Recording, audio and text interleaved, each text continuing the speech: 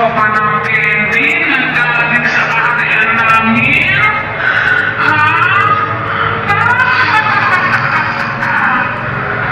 Marami kaming candy na pagbubunukin at pasasakitin ng ngipin mo. Baka, alam mo ba na wala namang itutulog na maganda ang pagkain ng candy? Ha?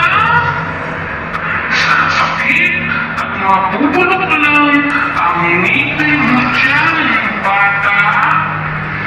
Gusto mo bang tuksoyin ka ng mga kalaro mo dahil sa pangit ang ngipin mo? Ha? Bukod pa dyan, ay maaari kang magkaroon ng sakit na diabetes dahil sa asukal na taglay niyan.